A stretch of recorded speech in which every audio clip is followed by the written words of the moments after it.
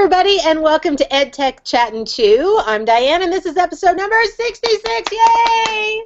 It is nearly the end of the year around here. We just are going to be closing up school here in less than 3 weeks. Yeah, two-ish. Two-ish. Yeah. It's crazy. And, Mike, you don't have that much luck, do you? He's got about 6-7 weeks. But I'm Diane. This is Micah. And always with us is the amazing Mike Soskell. Hey, Mike. All right. Mike, hi, everyone. You've had a busy couple of weeks. Why don't you fill the folks in what you've been up to? Yeah, I was in Puerto Rico for a couple days with my mother. She got me a nice long weekend for a 40th birthday present, which was spectacular. But of course, we had to turn it into a learning experience, and so we spent a lot of time in the rainforest at El Junque, and also at the different national park sites there at San Juan National Historical Site. And of course, we talked with some park rangers and shot some video to bring home to students. We shot lots of 5 Clue Challenge videos, I think 8 in all, between there. And also from there, I flew right to Washington, D.C. for the National Teacher Appreciation Day ceremony and the recognition of the State Teachers of the Year and our new National Teacher of the Year, which was amazing and spectacular. And, you know, just being in a room with that many amazing educators is something special. You just soak it all in and try and bring it back to your kids. So, yeah, it's been a great week. Well, and I saw the video recording from that event there in the White House, and energy was on, like, high levels in there, it looked like. Yeah, it was amazing. Not only from the educators were there, but they brought in Nate Roos, the lead singer from Fun. I guess they're defunct now. They broke up. But he was incredible. He got it kicked off. There was an amazing spread of food. And basically, President Obama, when he got up, he said, one of his favorite things to do is to recognize teachers. He gets excited about it every year, and since it's the last time he's going to be able to do it there at the White House, he brought in as many educators as he could from all over the country, and he just wanted us to have a good time and to feel, you know, celebrated and honored, and we certainly did. It was a good time there. So incredible. And we have a guest today, Mike. You want to introduce her? Sure. So we are really excited today to be joined by Christy, who is a representative from Voki. And Voki just had an amazing new announcement that I'm really, really excited about. I know you guys are too. So we're going to learn a little bit about what Voki has in store for teachers and for education coming up. So Christy, you want to say hi? Hi, everyone. It's awesome to have you here, Christy. Why don't you tell us a little bit about what you do?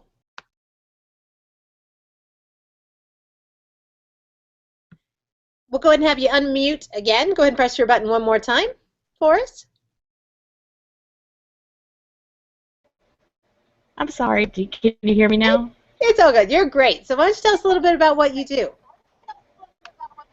Perfect. I am the Content Development Coordinator at Oddcast that oversees the Voki project. I manage a team of curriculum writers, and we plan and develop lessons and presentations based off Common Core standards using Voki and Voki EdTech tools that teachers and students can use in the classroom. Awesome. And Mike, what about this good news that you say has come around? Yeah, so I don't know if the rest of you saw the press release, but you know, Voki has been, I can't think of, I mean, it's been probably 8 years that I've been using it in my classroom, but it was never totally designed just for education use before. But apparently Voki has realized just how many educators are using it and just what an amazing tool it is for education. And so now we have a total, what looks like a Voki for Education launch. So Christy, can you tell us a little bit more about that and share with our listeners?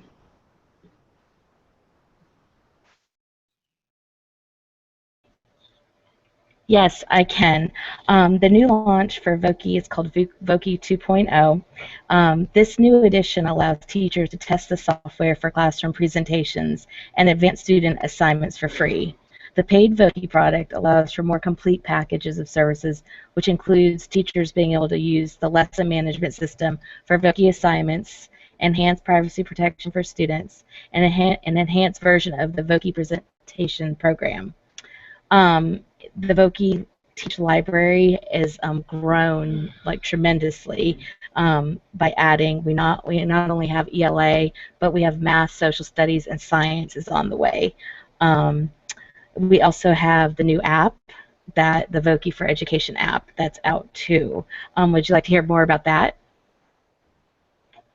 Yeah, I mean, it all sounds incredible, but I'm really excited about the fact that we've got an app now to play around with. So definitely, yeah, definitely tell us more about that. Great, I'll tell you about the app. The newly launched Voki app, it's available for iOS right now. It was created to mirror the online experience and provide students with a convenient and fun way to work on their assignments and projects via mobile. Um, I just think it's amazing just because I used to teach. I taught in the classroom for 20 years, and a lot of teachers, use Ticket Out the Door, a quick little formative assessment way to assess what you've taught your students. I think with this app, that brings that to a whole other level. If teachers are letting their students use the phone, the students could use the Voki avatar through the mobile app to answer essential assessment questions. Quick and easy, seamless, and tied in with the Voki classroom management system. It's just a perfect product for teachers and students to use, and it makes it. I love it because it's so engaging for students, and that's such an issue I had is how do you engage students the best way to keep them for the long haul during the lesson. And I think this tool is amazing for engaging students and keeping them interested throughout the lessons. That's the key to make learning fun, and the Voki app and the whole Voki product it's about fun and making learning meaningful and successful for students.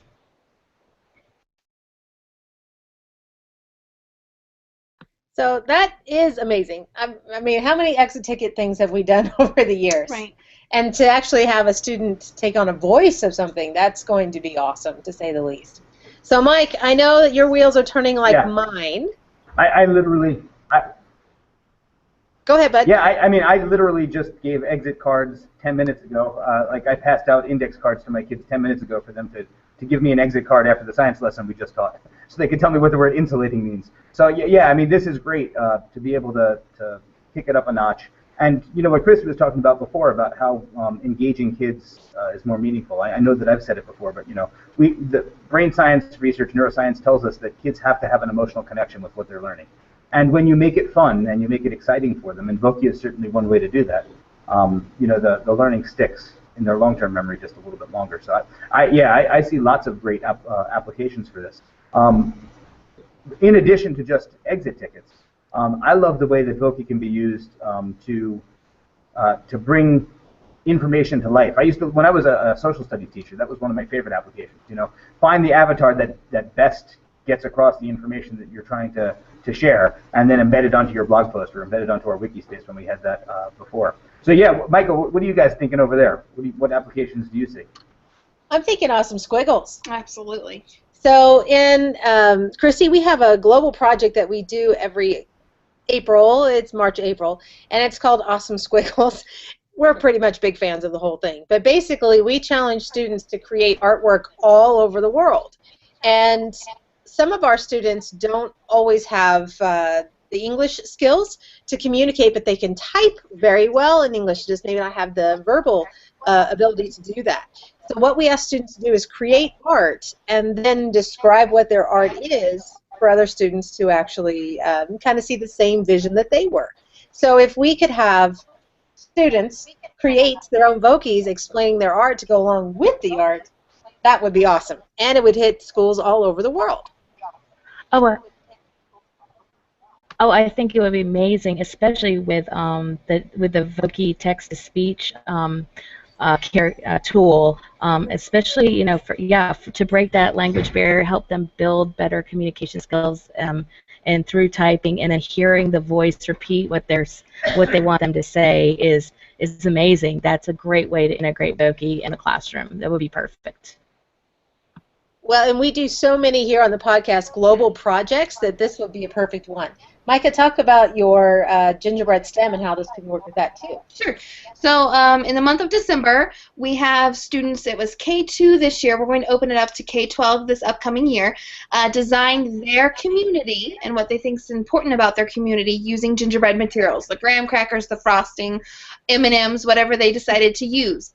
And then they were partnered with another classroom who was in a different type of community that they were, and they were able to compare communities. Well, my community has a Target, well, yours has a Walmart, that kind of thing.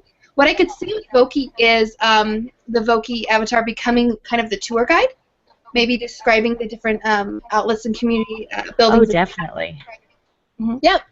So we're already seeing global, global, global. Another nice feature with the Voki 2 is the fact of the character library. And I know Mike was saying in terms of, social studies, you could pick different historical figures, and we're building that. So just so many different options to choose with characters to tie into lessons and subject content too, to make it even more learning experience, more real, more authenticated. Genius. Mike, what else are you thinking? So before, when you were talking about awesome squiggles, I was thinking of the amazing art teacher that we have in our building, Deb Holst. And one of the things that she does in her classroom is every one of the students' pieces of artwork throughout their entire K through 5 career goes up onto a website called Artsonia. And each of the students, starting in kindergarten, writes 1 or 2 sentences, or sometimes more when they get older, writes an artist statement sharing their motivation for the piece and also what they created and what it meant to them and why they came up with it. But a lot of kids don't like to write. The writing is the hard part. They have the great ideas in their head, but putting it into words is difficult for them. Here's instead of using the text to speech, here's an opportunity to go the other way, right? They don't have to ever type that artist statement.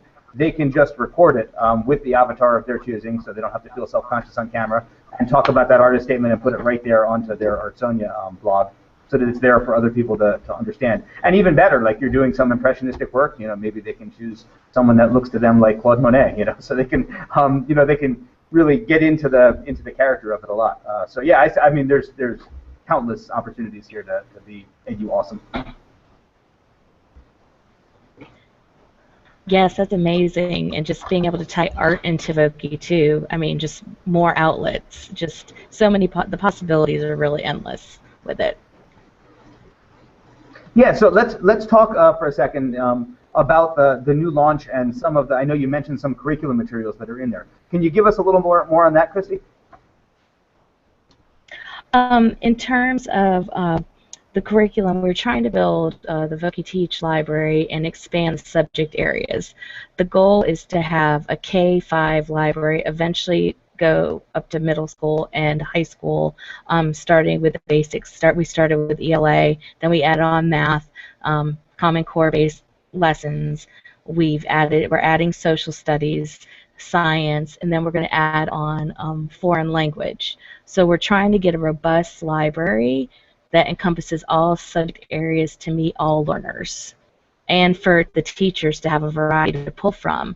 Not only can teachers use it, but they could use it as independent learning stations for higher students that have already completed a lesson and need to move on, and the teacher doesn't want to hold them back.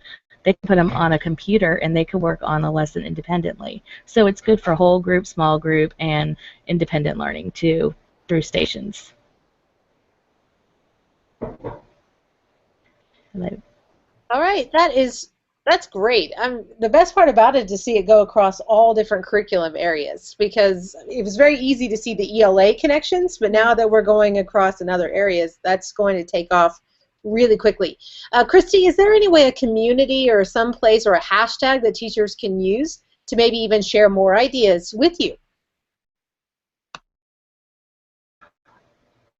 Yes, we have our Facebook and Twitter site. We have Voki ambassadors, and even on our homepage, there's information where teachers can become our ambassadors. They can go to our Facebook and Twitter pages and find out we have blogs going out. We also have hook activities going out that teachers can use, just little quick intro activities. But they can find out information about our products. They can email us. We can retweet. We'll email back. So that's the best way right now to communicate. But if they want to join our Voki community, definitely we're looking for more ambassadors to build our Voki family. Yeah, and I want to just throw out there, while we're talking about the Voki community and Voki ambassadors, what a great job Voki's done sponsoring our Ed Camp in the past here in northeastern Pennsylvania. So we're really proud that that Voki is one of those companies that really believes in teachers being empowered to create their own professional development, and that you guys have supported us in the past. So like I said, I've been a Voki user for probably 8 years, going back since I first got into educational technology and doing cool stuff in my classroom. So I love this. I think it's a great development. I think the app's going to be amazing, and I'm looking forward to seeing where it goes in the future. Great, and thank you. We love it. I believe in it. And just coming in from being an educator and jumping into this side of ed tech, it's amazing, and I love this product, and I truly believe it will help teachers and students all around the world and make learning fun and engaging. Terrific. Okay, Christy, so we always wrap up our podcast with the essential question of the day of what it is you're having for lunch. So I'll give you a moment there. Mike, we'll start with you. What's for lunch, buddy? You're muted, bud. I don't want to miss out. There it is. Yes, I am. You can't read my lips? So I had some leftover vegetable loaf, which is kind of like meatloaf, only made with vegetables, because my parents were vegetarians growing up. And it's one of my favorite things ever. Oh, hold on for the bell. It is that time of the day where you also get those bells coming through. So I had vegetable loaf and also with some stuffing. So it was delicious. All right, Micah, what's for lunch? I had some leftover shish kebabs that were grilled out last night. Oh, that sounds pretty good too. Awesome. All right, Christy, what'd you have for lunch? I haven't had lunch yet. I'm actually going to go get lunch now. I'm just going to have a Cobb salad for today. Cobb salad sounds pretty good, and actually it sounds really good. All right, how about you, Diane? My son provided lunch for me today, so I have grilled chicken with asparagus for lunch today. So that should be pretty tasty too. Sounds good. Yep, he's Nice. good. The shish kebabs sound awesome also, but I think just because your son got it for you for Mother's Day, that you get the today, Diane. Yeah, and we've only got a week and a half until he's done with high school, and it's like, oh, it's a mommy moment coming around the corner as he's graduating. So go little smoke. All right, friends, that's all the time we have this week on EdTech Chat and Chew, but we'll see you next time. We'll see you guys later. Bye, everyone. Bye. Thank you. Bye, everyone. Bye.